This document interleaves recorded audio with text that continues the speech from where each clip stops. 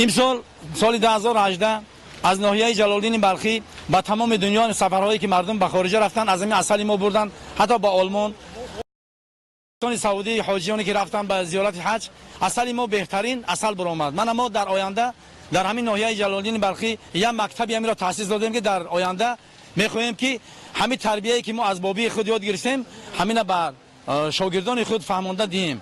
و این زنبور نوعی حاضر که کرپت برآمده است، نوعی که زنبور قرقیز برآمده است، با زنبور بابیگی که از همین تاجیکستان ما بود به اون نمیرسد، چون که اصل این دیگر است. فراوانی گوشه‌های تشکیل نموده شهر و ناحیه‌های ولایت از اون دلالت می‌کرد که این موسم محصولات قناعتبخش دهقانی استحصال کرده شده است.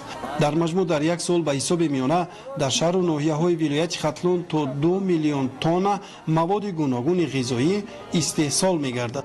جشن مهرگان یکی از جشن‌های قدیم مای کشاورزان جمهوری به حساب رفته.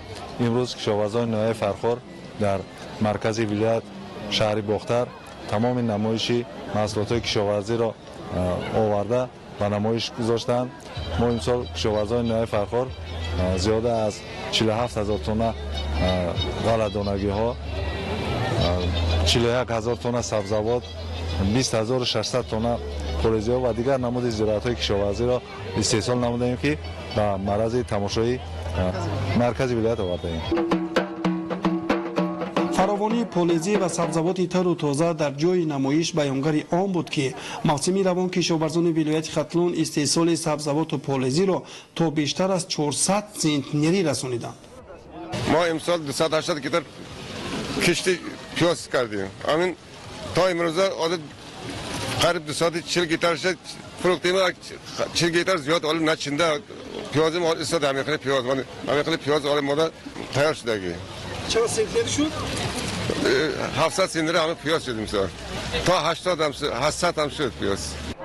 واقعا هم مهرگان با شرافت استقلالیت دولتی جمهوری تاجیکستان نفوذ بیشتر پیدا کرده. ساکنان با نشاط و شادمانی این سنه را همچون عید جمع‌آوری حاصل و جشن فراوانی تجلیل می‌کنند. دستورخوانی همه شهر و ناحیه‌های ولایت مطابق به آیین و سنت نیک نیاگان از تمام نمود خوردنی‌های ملی زیب و آرا داده شده بودند. در چاره‌بینی مهارت خوبی کدبانوها مشاهده گردید. یک قبچه بود میگیریم خمیر میکنیم دو مرتبه میشود. هم خیلی اگر اون کلون باندیم دو مرتبه خمیر میشود. اگر نوده هم میگیریم دو چلدانو کلون دا خمیر هم میخیلیم میگیریم چلدانو کلون دا میگیریم میبندیم. همی یک چلدان کلون 3 تا نون هم خیلی میبره. هم میارم میگیریم میکنیم میبندیم. یک متر. در رابطه با سال رشد سیاحی و هنرهای مردمی در نمایشگاه همه شهر و ناحیه‌ها نمونه هنر دستی که میراث از گذشتگان ما است به مشاهده رسید. ضمن بازدید از چاره‌بینی کشاورزی نتیجه زحمت‌های شبانه روزی سهامداران مورد قدرشناسی قرار گرفت. به دهقانان توصیه داده شد که در همکاری با عالمان و شخصان تجربه‌دار باسند تخمی‌های به اقلیم محیط تاب‌آور را مورد استحصالات قرار دهند. در آزمون آش پلوی ختلون قریب 60 دیگ آش پلو پیشنهاد کردند که هر کدام با طرز و اصول خاص و مهارت کدبانو و آشپزها آماده گردیده بود. آش پلو هم همچون نمونه خوراک قدیمه ملی به فهرست یونسکو داخل گردیده از مدنیت و فرهنگ و تاریخ کهن ملت تاجیک درک می‌دهد.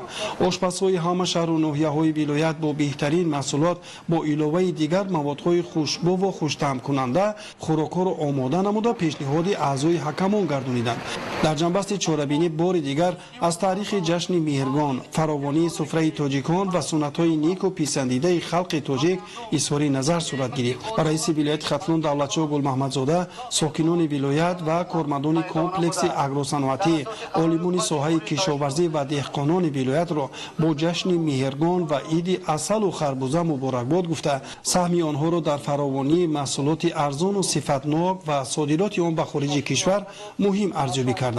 جهت تدریجاً از مملکت اگراری صنعتی به کشور اندوستریالی اگراری تبدیل یافتن تاجیکستان که از پیام راهنمای پیشوای ملت محترم امامعلی رحمان منشأ میگیرد چاره‌جویی کرده در رابطه با این برنامه‌های دخلدار را قبول و تطبیق نمودند. روند چاره‌بینی امروزه چنین نتیجه گیری کرده شد. дар озмуни иди асал ҷойи якум соҳиби ноҳияи Данғара, ҷойи дуюм ноҳияи Моминобод ва зинаи сеюм ноҳияи Ховалинг дониста шуд. дар иди сайри Харбуза бошад кишоварзони ноҳияи Ҷайҳун соҳиби мавқеи аввал ноҳияи Вахш ҷойи дуюм ва заҳматкашони ноҳияи панҷ зинаи сеюмро ишғол карданд. дар озмуни Оши Палави Хатлон бошад ҷойи аввал ба ноҳияи Ёвон, мавқеи дуюм ба ноҳияи Кӯшонён ва зинаи сеюм ба ноҳияи Ҳамадонӣ сазовор дониста шуд. ба ғолибони чорабинӣ аз ҷониби мақомоти иҷроияи ҳокимияти давлатии вилояти Хатлон ифтихорномаҳо тақдим карда шуд. ҳунармандони раёсати фарҳанги вилояти Хатлон бо пешниҳоди барномаи ҷолиби ҳунарӣ хотири ширкаткунандагони ҷашни Меҳрубонро болида гардониданд.